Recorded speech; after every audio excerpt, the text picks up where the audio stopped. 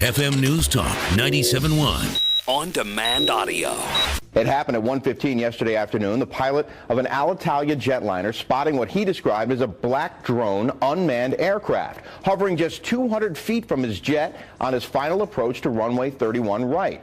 According to the FAA, which is investigating, the pilot reported the sighting about 4 to 5 miles west of the airport at an altitude of roughly 1,500 feet, saying it looked like a, quote, black drone about a meter square with helicopter rotors on the corners.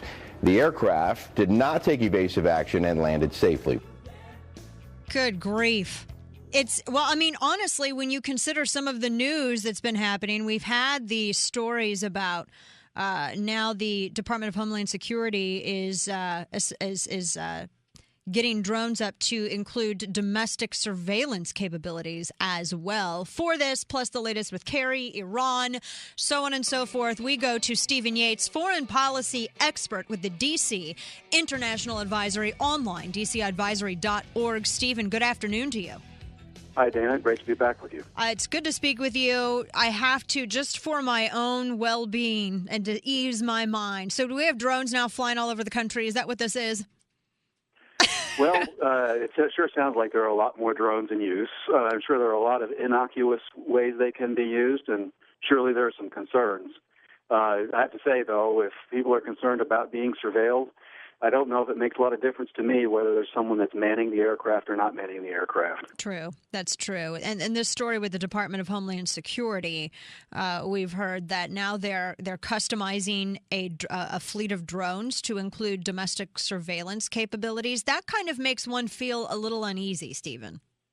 I completely agree. There are huge civil liberties considerations. There's also deconfliction considerations. I think I'm actually more concerned about the idea of a drone flying too close to a civilian airport than I am about some of the monitoring. Maybe they should prove the concept by having the drones secure our border in the south first. You would think that would be their first step, but that doesn't seem to be on their list of priorities. What are they going to justify the use of this fleet for?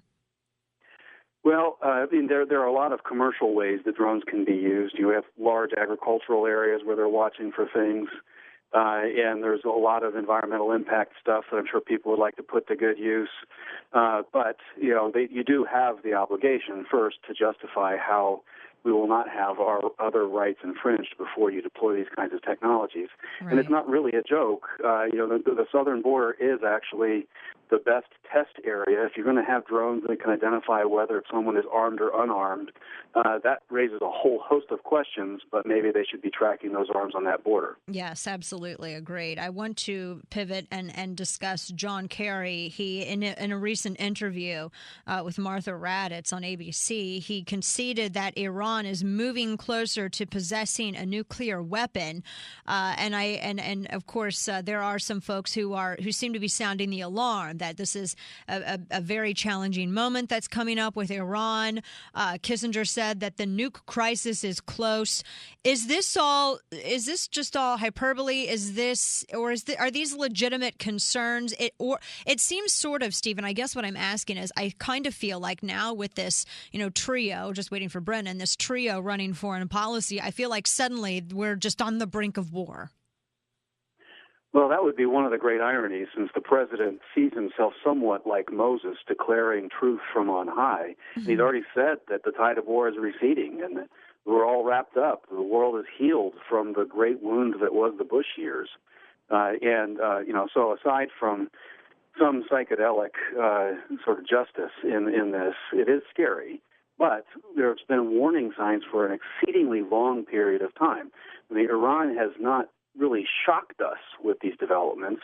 There have been warnings for years and years and years. And to a degree, there's been a numbness in our system because there's been a degree of crying wolf multiple times that this is the year and we're finally at that point. It's very hard for people to then say, well, how do I know that this moment is any different than it was 4 years ago or 8 years ago when you said we were in the same place? But the fact of the matter is the Iranians are very close to possessing one of the most dangerous weapons on Earth, and time is not our friend. We don't get to know when they have it. Once they have it, it does change the entire landscape of that region, and it changes our ability to shape things there. The head of U.S. Central Command that said that this would trigger an arms race in the Middle East. Do you think that that's accurate? I think it's accurate, but it's also after the fact. I mean, I don't think that there's any self-respecting sovereign that is in that region that's saying that they have high confidence the United States has the or else to answer with these warnings that are being offered now. And Secretary Kerry is perfectly within his rights, and it's appropriate to go to the region and say, this is dire, the time is running out on diplomacy, but you have to be able to answer the or what, or these very tough, entrenched people are not going to change course. And so if I were the Saudis, if I were the Emiratis, the Qataris, others in the region, I would not be putting all of my bets in the Americans to solve this. So they see where the direction Iran is going.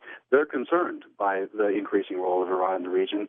I can't believe that they would be waiting until now to begin making alternative plans. And you hit upon that because that seems something that always doesn't factor into any progressive agenda when it comes to foreign policy. I mean, here you have the Arab League over there. This seems to be the ideal situation for them to deal with, and yet it always seems to fall on the shoulders of the United States. That's right. Now, there's a certain degree of unfairness in being a great nation. The problem we have right now is that we are cascading down from being a great nation, and the problems are still there, and no one there to fill the wake to solve them. Right. There really is no substitute for our ability to marshal a coalition to inflict sufficient pain where it needs to be put to try to get people to change course. I think that it's very clear that our electorate, rightly, is not at all interested in a protracted war.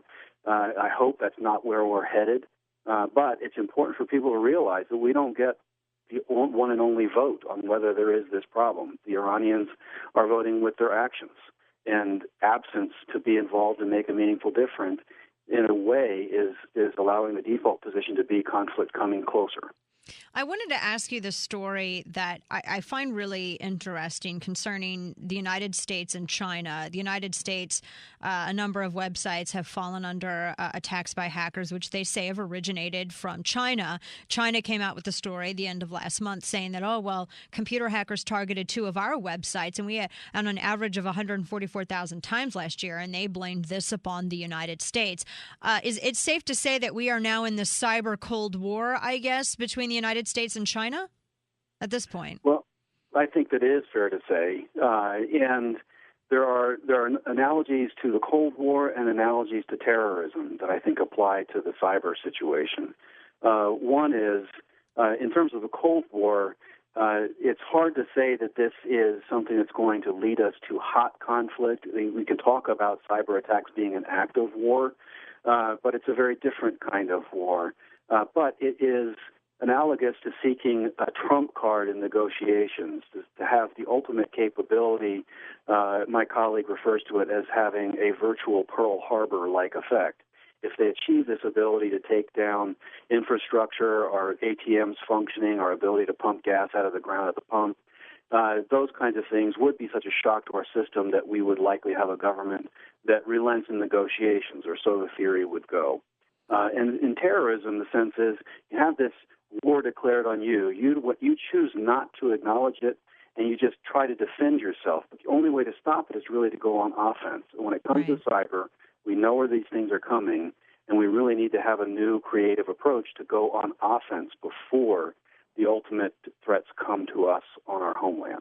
Well, and it's odd, too, because I understand that we're entertaining some of the folks from the Chinese government. I believe it's later this week in Washington, D.C. And then, we've accused them of and these are huge, big, Forbes-listed companies that have been hacked and that are blaming it on China. Now, China had said that the United States was hacking some of its military sites.